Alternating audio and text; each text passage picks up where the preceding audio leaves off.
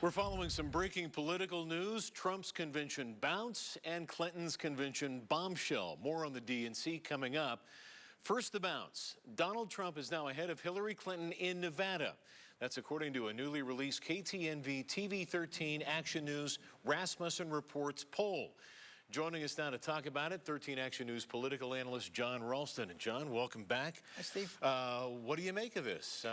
Well, I think that this poll was taken over the weekend, so Trump is getting some bounce from his convention. The polls here have shown very, very close race. Last one I saw, it was tied here.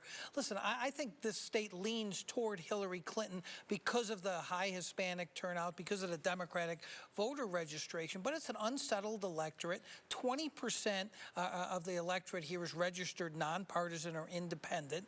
So could Trump have a 5-point lead? I think it's possible. At this point, yes. And the other element in that poll, Joe Heck, in the Catherine Cortez Masto, though, that Senate race. One of the most watched Senate races in the country, Joe Heck and Catherine Cortez Masto. He is up in this poll by a striking number, 9 points, which is much bigger than any other poll that we've seen. You see the numbers right there, 46 to 37. I'm sure the Democrats are wailing now, oh, Rasmussen, they slant towards the Republicans. But I looked at the demographics of this poll, Stephen. I have to tell you that there was a skewed Democratic sample, 38% Democrats, 30% Republicans. The great thing about doing the polling is, as we're doing here, is we can track these numbers. We now have a baseline. When we do the next one, we'll see which candidate is making progress. I still think that race is pretty close to a toss-up, as do most other analysts, but Heck might have benefited from the convention bounce too, even though he wasn't there. We got a lot of months to go. I was going to say that, but we'll always be sure to let our viewers know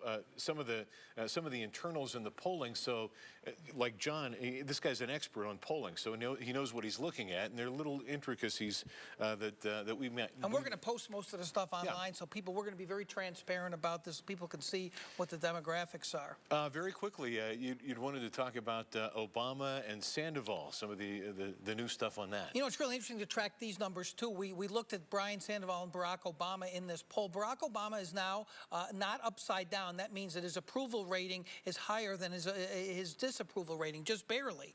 Sandoval, though, was maintaining his popularity. You know, a lot of publicity during the primary about that big tax increase. He still has more than 60% approval rating, which is very robust for a governor. That's robust for any politician.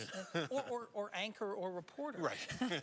As we humbly say. Thank you, John. Yeah, Back to talk about the convention later. Tricia. All right.